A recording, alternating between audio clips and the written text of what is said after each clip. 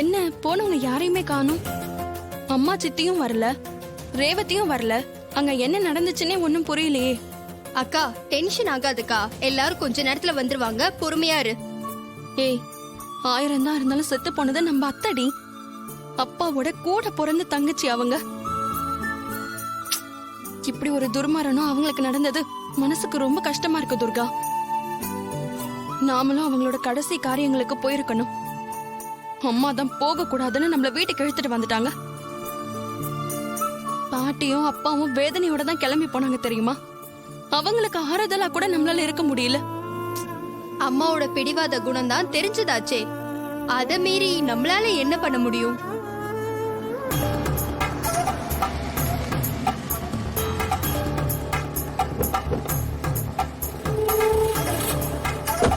அக்கா அக்கா அக்கா அக்கா, நான் சொல்றத கேளுக்கா.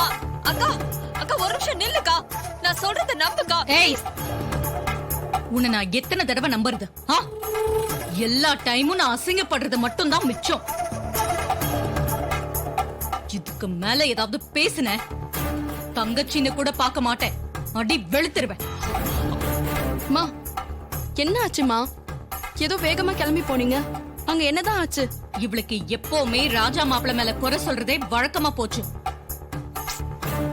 நம்ம மாப்பிள்ள தான் அந்த கிழவியோட பேரன்னு சொல்லி, அவர்தான் அந்த அபிராமிக்கு கொள்ளி வைப்பாருன்னு சொல்லி என்ன கூட்டிட்டு போனான். ஆனா அங்க போய் பார்த்தா அப்படி எதுவுமே நடக்கல. நாங்க போறதுக்குள்ள அங்க கொள்ளி வச்சுட்டு எல்லாரும் கிளம்பியும் போயிட்டாங்க. அக்கா, அங்க யார் கொல்லி வச்சாங்கன்னு நீயும் பாக்கல, நானும் பாக்கல. அப்போ டிரைவர் மாப்பிள்ள கொல்லி வச்சிருக்கலாம்ல.